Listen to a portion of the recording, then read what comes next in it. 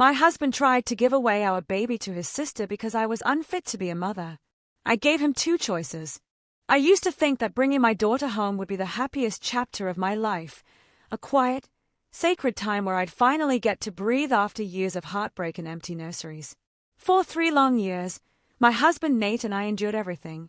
Negative pregnancy tests that felt like punches, fertility shots that bruised my stomach purple, 2 miscarriages that left me hollowed out in ways I still can't fully describe. And then Lily came. Perfect, soft, awake-eyed Lily, born at 38 weeks with a tiny fist curled around my finger like she'd been waiting for me. Those first days felt like living inside a warm light. Nate stayed up with me during every 3 a.m. feeding, whispering little stories to Lily about how badly we had wanted her. His mother brought homemade meals, his father fixed the creaky hinge on the guest room door, and his whole family flooded our house with flowers, congratulations, and too many casseroles. But the one who reacted strongest was Nate's sister, Rachel. She held Lily so long during the welcome home gathering that my arms started to ache from waiting to get my baby back, but I tried to be gracious.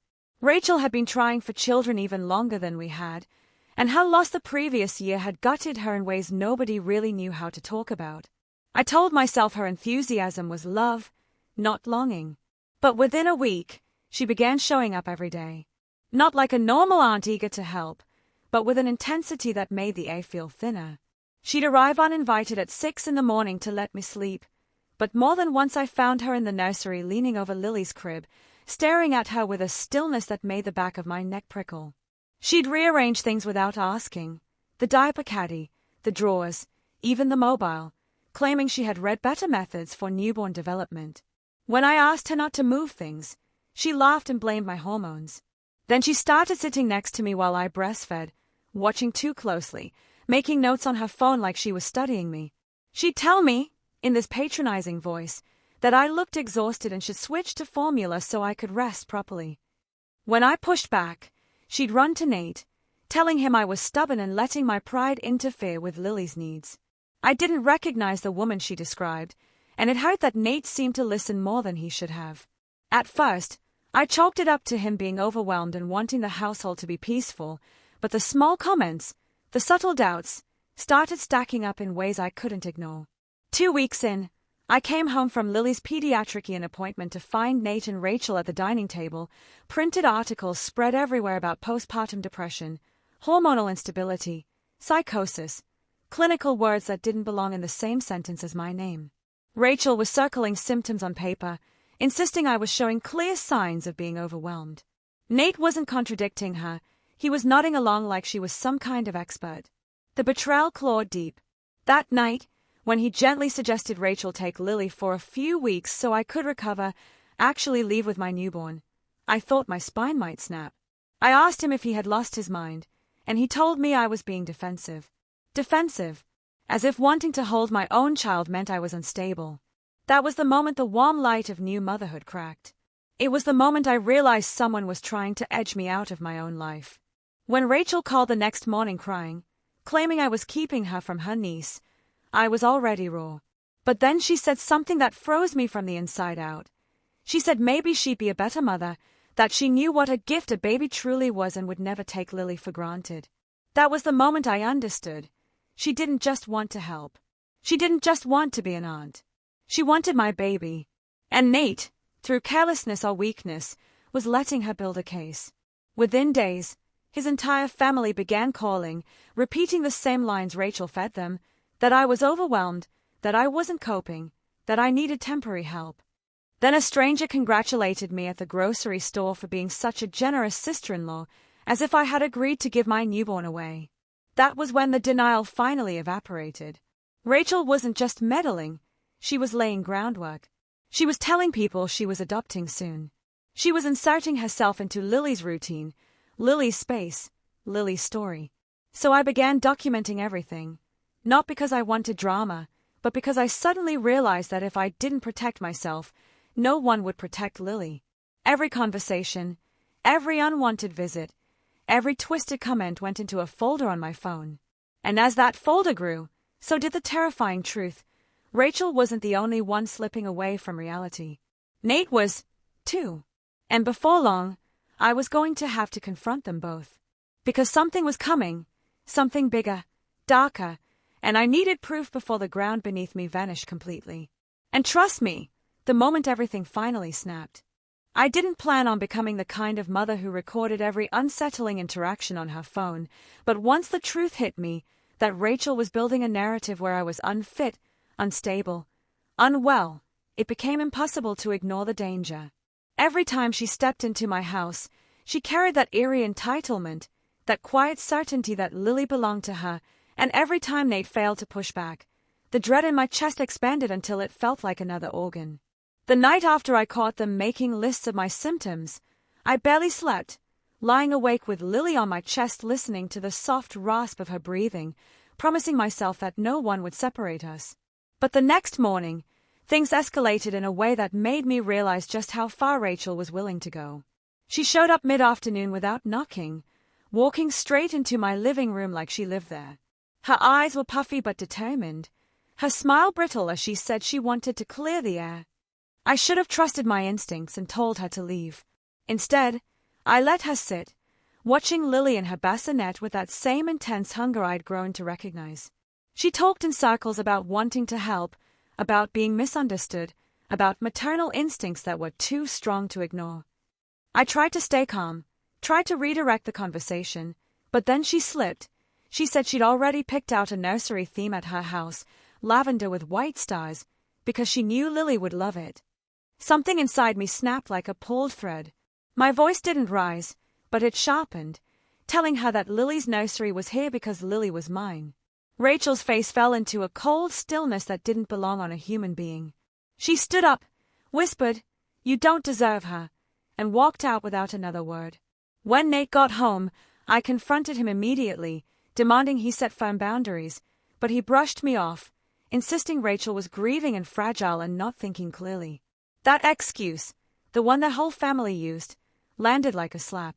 I told him point-blank that excusing dangerous behavior didn't make him compassionate, it made him complicit. He didn't like that, but I didn't care.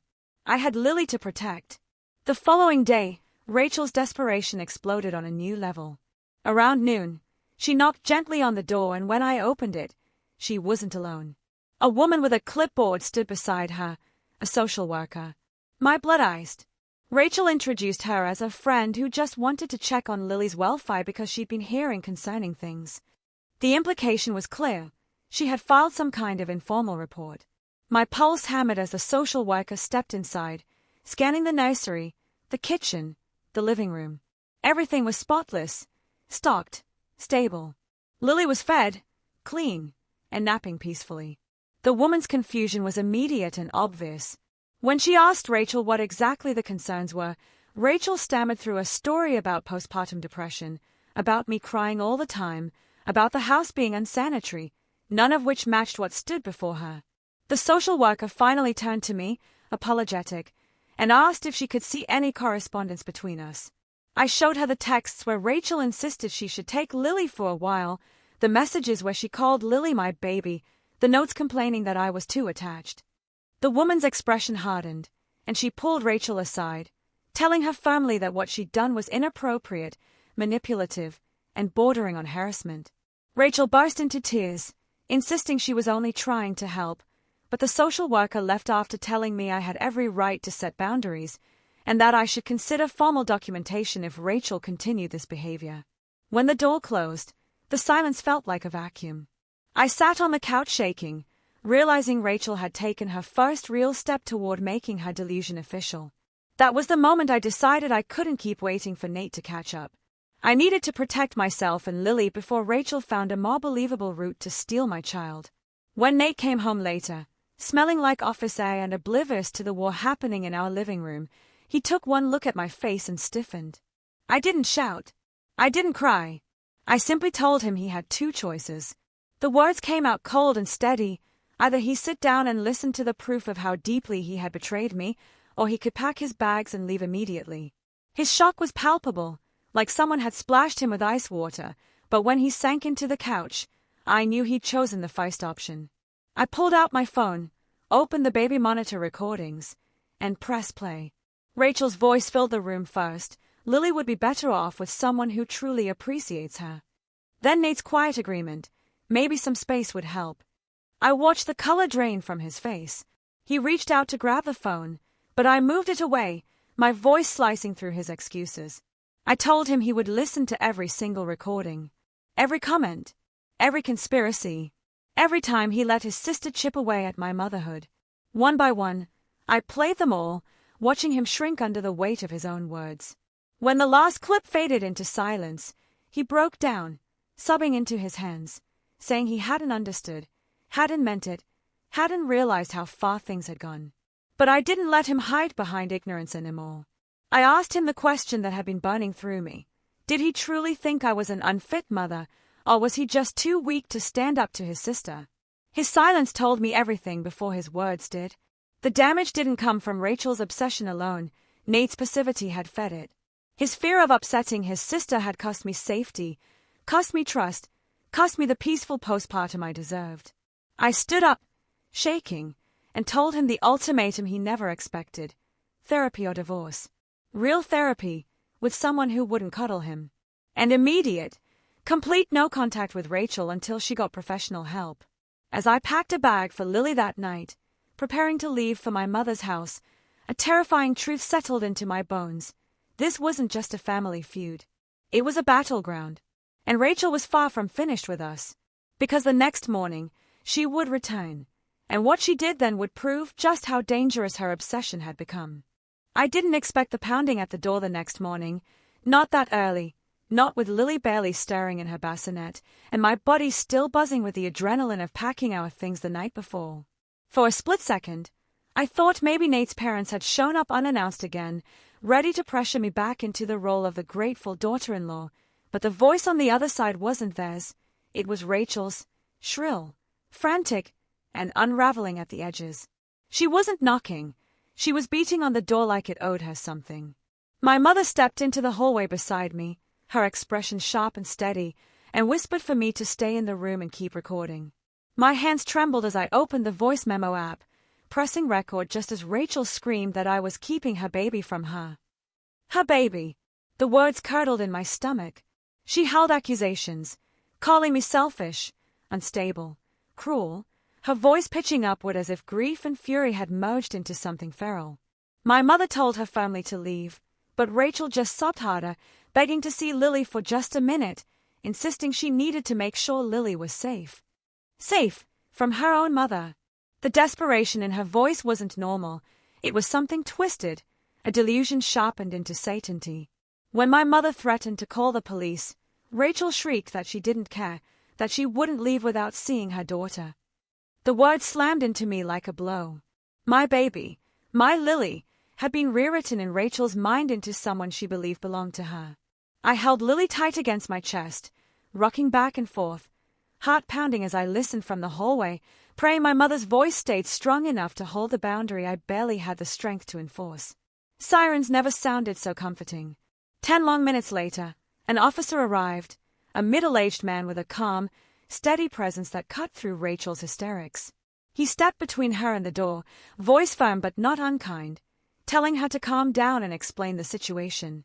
Rachel launched into a fractured story about being cut off from her niece, about being worried that Lily wasn't being cared for properly, about needing to intervene. The officer asked the simplest question: "Is the baby yours?" When Rachel hesitated, he already knew. My mother stepped outside, told him Rachel had been told repeatedly to stay away, that she was escalating, showing up at our homes, and now pounding on the door at 7 in the morning. She played the recording from the welcome home incident, the manipulative texts, and now this. Rachel's face twisted as she realized the officer wasn't on her side. She begged him to let her inside, insisting I wasn't thinking clearly, that I was overwhelmed, that she just wanted to help raise Lily. But he cut her off, telling her plainly that if she didn't leave, he'd arrest her for trespassing and harassment. For one long second, I genuinely couldn't tell if she would fight him, force her way inside, or collapse on the lawn sobbing. But finally, she stepped back, trembling, tears streaking her face, whispering that she only wanted her child to be safe. She climbed into her car, gripping the steering wheel like it was the only thing anchoring her to reality, and drove away. After the officer finished taking statements and left, the house felt hollow and trembling, like the aftermath of an earthquake. My mother brought Lily back to me, and as soon as my daughter's tiny body pressed against mine, the dam I'd held together shattered. I sobbed into her soft hair, overwhelmed by the terror of what almost happened. The way Rachel screamed about her daughter, the way she wouldn't leave, the way her delusion had taken on a life of its own. When Nate called minutes later, I didn't answer. He left voicemails, his voice cracking, asking if I was safe, asking if Rachel had done something, asking if he needed to come immediately. I ignored every call. I needed silence, something steady to hold on to besides fear. By the time he arrived at my mother's house hours later, his face was hollowed out and ashy, like he hadn't slept. He looked at Lily first, alive, safe, held by me, and the relief on his face shook me. But relief wasn't the same as accountability. He apologized over and over, wiping tears from his face, saying he had no idea Rachel would go this far. I told him plainly that he should have known. I had been telling him for weeks. His blindness, his excuses, his unwillingness to challenge his sister had opened the door for her obsession to grow claws. I made him call his parents in front of me and tell them what Rachel had done, every detail. They didn't believe it at first, clinging to their fantasy that Rachel was simply emotional, not dangerous. But when Nate described her pounding on my mother's door screaming that Lily was his, the denial cracked. His mother sobbed. His father went silent. Yet even then, they tried to soften the situation, saying Rachel was hurting, that she needed compassion, that maybe we could talk it out as a family. I cut in and said there was nothing to talk about. Rachel had crossed a line she could never uncross. Protecting my child was no longer negotiable. I told them that if they continued enabling Rachel, they'd lose access to Lily too. The room went still. The next day, I contacted a family attorney. She listened to everything, her face growing more and more severe as I played recordings and explained the escalating behavior. When she asked if I wanted to file for a restraining order immediately, my voice didn't even shake when I said yes. For the first time in weeks, I felt something solid beneath me, a plan, a boundary, a line drawn in ink instead of fear. But what I didn't realize yet, what I couldn't possibly have known, was that Rachel wasn't done. Not even close. Leaving my mother's house that afternoon felt like peeling myself away from the only safe place left in the world, but I knew I had to go home eventually, not because I trusted Nate fully again, but because I needed to face what came next with a clear head. When we pulled into the driveway, the house looked exactly the same, yet it felt foreign, tainted by everything Rachel had done. Nate walked beside me like a man on thin ice, keeping just enough distance that I knew he feared pushing me further away. Inside, the room still smelled like baby lotion and the faint sweetness of the flowers his mother had brought weeks ago, but all I could think about was Rachel standing here, casually discussing how I wasn't bonding properly with my own child. I put Lily down for a nap, and as I watched her tiny chest rise and fall, I realized how much calmer she looked here than she had at my mother's, how kids sense tension before they understand words. I kissed her forehead and promised myself she'd never feel unsafe again because of anyone in Nate's family.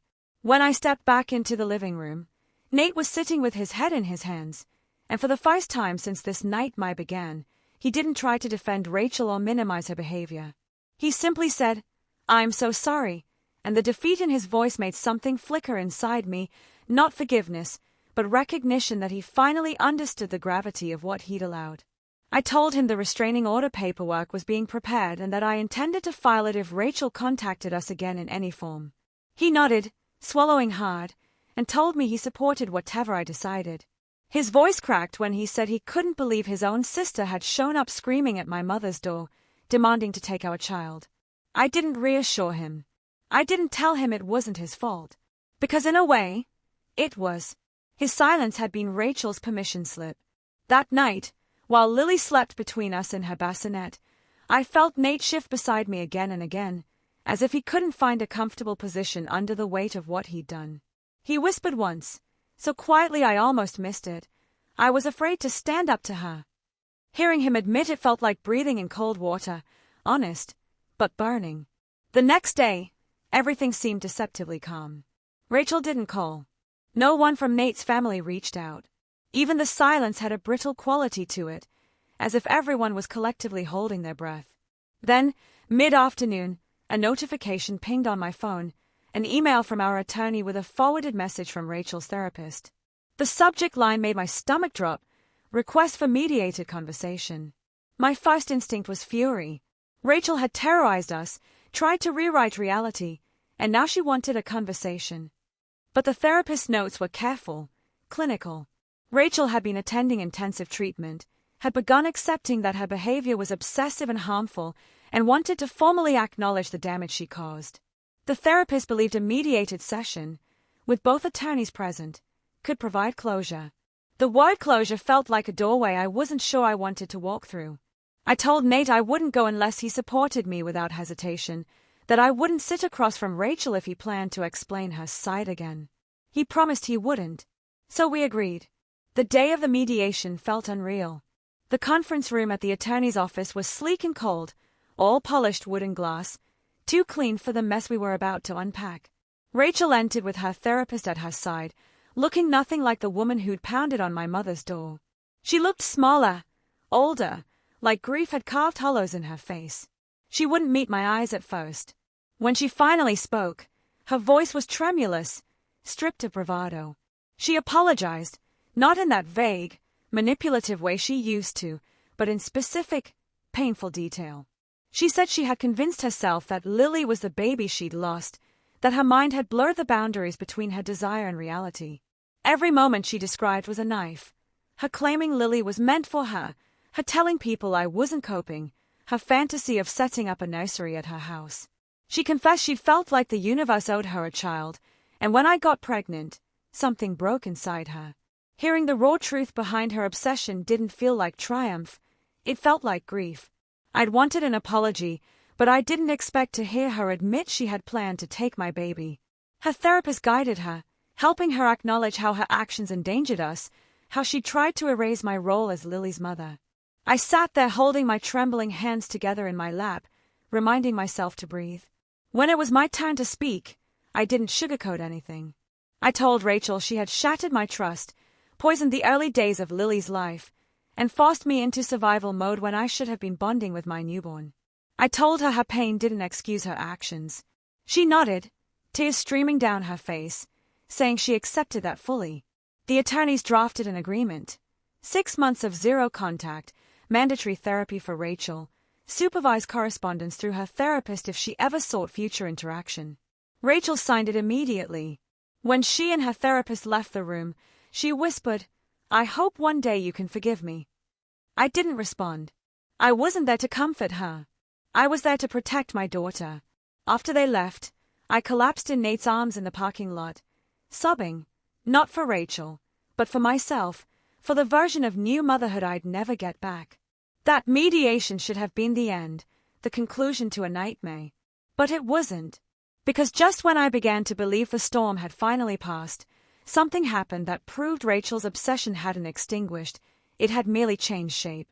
For a few precious weeks after the mediation, life felt almost normal, an unfamiliar sensation, like stepping into warm sunlight after months of rain and barely trusting it. Lily laughed more. She started recognizing our faces, reaching for Nate with chubby arms, babbling at her toys, and sleeping longer stretches at night.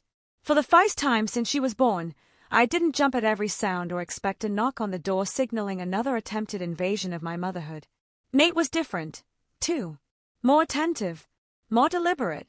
He made breakfast without being asked, held Lily after work so I could shower, sent Rachel's calls straight to voicemail without hesitation. Therapy was finally peeling back the layers of his family's dysfunction, and I watched him confront truths he'd avoided his whole life. But healing isn't linear, and just when we began to believe we were safe, the universe reminded us that wounds don't close just because we want them to. One afternoon, while Lily and I were at the park with Natalia and her kids, the air warm and easy around us, my friend Maria walked over with a strange stiffness to her posture, her voice low and urgent. She said she'd seen something I needed to know. Rachel's gray sedan parked across the street, engine running, Rachel sitting in the driver's seat watching us. Watching Lily, every ounce of warmth drained from my body. I turned, and there she was, partially hidden behind a street sign, her gaze pinned to Lily like a magnet. She didn't move, Didn't wave, didn't get out. Just watched. My skin crawled. The mediated agreement flashed in my mind. 6 months of no contact, no proximity, no appearances in places she knew we frequented. And here she was breaking it without hesitation, like all her remorse had been nothing more than a performance designed to re-enter our orbit. Natalia grabbed my arm, telling me to stay calm. But calm felt impossible when my baby's very existence had become fuel for someone else's delusions. My hands shook as I buckled Lily into her car seat, my heart racing so hard I felt nauseous. I didn't confront Rachel. I didn't shout. I drove straight home, blinds pulled tight, checking every window like a hunted animal. Then I called Christina, our attorney, my voice trembling as I explained what happened. She didn't hesitate. This was a violation. A serious one. The restraining order paperwork she'd warned me we would eventually need was now not just necessary but urgent. "This is stalking," she said. "You're doing the right thing." Nate came home to me pacing the living room, tears and rage choking my words as I told him.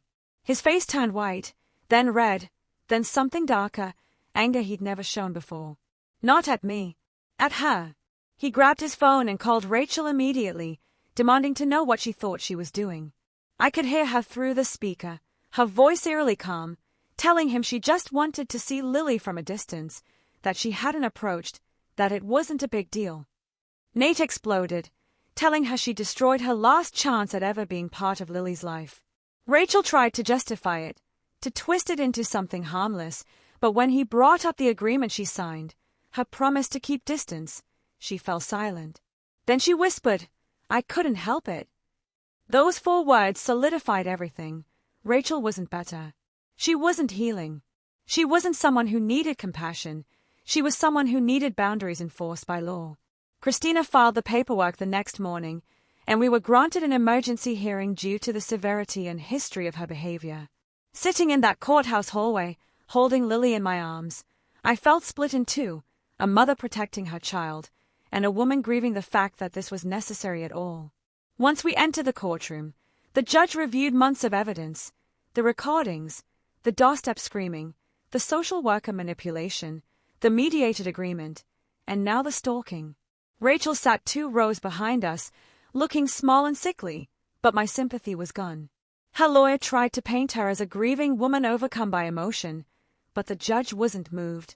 He said the pattern was unmistakable: fixation, escalation, disregard for boundaries, emotional instability. The restraining order was granted immediately. Rachel was forbidden from coming within 500 feet of us, our home, my mother's home, Lily's daycare or pediatrician, and any location she knew we visited. The judgment felt both victorious and devastating. Victory, because the law finally stood between us and her obsession. Devastation, because this was Nate's sister, someone who should have been an aunt to my child, someone who should have been part of our family's joy instead of its greatest threat. That night, Nate's parents came to our house looking shattered. His mother's face was red and swollen from crying. His father looked like he'd aged a decade. They weren't angry at us. They were heartbroken. Heartbroken that their daughter was sick. Heartbroken that their son had to testify against her. Heartbroken that their granddaughter needed legal protection from their own flesh and blood. But sympathy didn't erase the danger. I told them gently but firmly that protecting Lily wasn't up for negotiation. They nodded, agreeing, apologizing, promising they finally understood. And for once, they didn't defend Rachel. They didn't soften the truth. They didn't say she meant well. But even as they sat in our living room, apologetic, remorseful, devastated, I felt the weight of something else, something I couldn't yet put words to. This wasn't over for them. And it wasn't over for Nate. Rachel's absence would leave a crater in their family, and the healing ahead would be long and jagged. In the weeks after the restraining order was granted, it felt as if our lives split into 2 parallel realities: the quiet, ordinary world where Lily giggled during bath time and tried mashed bananas for the first time, and the shadow world where Nate's family limped through the wreckage Rachel had left behind. Every day I found myself drifting between them, one moment clapping for Lily as she discovered she could roll onto her stomach, the next watching Nate stare blankly at the wall, grappling with the fact that his sister was now legally barred from contact. Therapy became our lifeline. Gregory worked with us as a couple, helping us navigate the ruins of trust, while Dr. Miller forced Nate to dig into years of conditioning, how he'd learned to prioritize Rachel's emotions over his own, how guilt disguised itself as loyalty, how conflict avoidance had shaped every decision he made. Nate didn't resist anymore. He showed up to every session early, took notes like his life depended on it, and came home with revelations that were equal parts painful and illuminating. He admitted that growing up, his entire household had revolved around Rachel, her illnesses, her grief, her sensitivities, her meltdowns, her losses. He had been taught, without anyone saying the words aloud, that Rachel was fragile and precious, and that everyone else's needs were secondary. And even though he loved me deeply, that old wiring had overridden everything the moment she started spiraling after Lily was born. Hearing him say that, hearing him finally understand the core of what had nearly destroyed us, didn't immediately heal my wounds, but it softened something in me. I wasn't ready to forgive, not fully, but I could finally see the shape of the man he was trying to become. Meanwhile, I started therapy with Paloma, whose office smelled like lavender and safety. She helped me unravel the tangled threads inside me, the anger, the fear, the grief for the early days of motherhood that had been poisoned by suspicion and intrusion. She said what I felt wasn't weakness, it was trauma. She told me I had spent the first months of Lily's life fighting for my child like a soldier at war, and soldiers don't just move on because the battle ends. They learn to live with the scars. That understanding gave me permission to breathe again. I joined a support group of women whose boundaries had been violated by family members, and for the first time, I didn't feel alone. One woman said her mother-in-law kept telling her she was ruining her daughter by breastfeeding. Another said her sister showed up at her house demanding she change her parenting style. Another described her parents calling CPS on her because she refused to let them babysit alone. Listening to them made my story feel less like madness and more like a consequence of people who confuse proximity with ownership. I left each meeting with a little more strength in my spine. Then, slowly, cautiously, Nate's relationship with his parents began to shift. They came to visit Lily once a week, always on time, always respectful, always careful not to overstep. They apologized again, quietly, sincerely, for believing Rachel's lies. They told me they were in therapy too, finally facing the generational patterns that had created the environment Rachel thrived in. I didn't trust them fully. Not yet. But they were trying, and I could acknowledge effort without letting down my guard. For a while, peace held, until the night Nate sat beside me on the couch, hands clasped tightly, and told me his parents wanted to talk about something delicate, something they feared would upset me. Rachel's therapist had contacted them. Rachel wanted to move out of state for long-term treatment. She was joining a program specifically for women who suffered from infertility-related trauma and obsessive maternal displacement, words that made my stomach tighten, because that was exactly what she had done to me. Nate's parents said Rachel wanted us to know, not to win sympathy, not to regain access, but because she understood the impact she'd had on our lives and didn't want us looking over our shoulders anymore. I didn't know how to feel. Relieved, angry, exhausted. All of it pulsed inside me. I asked Nate what he thought. He said he supported her getting help, but Lily's safety came first, always. And for the first time, I believed him without reservation. I nodded, staring at my hands, wondering how something as simple as a sister-in-law had turned into a legal nightmare, a marital reckoning, a family implosion. We moved forward day by day. Nate adjusted his work schedule so he could be home more. He took paternity leave he'd never used, wanting to reclaim time with Lily that had been stolen by chaos. On Saturdays, he took over the morning routine so I could sleep in, tiny acts of repair that meant everything.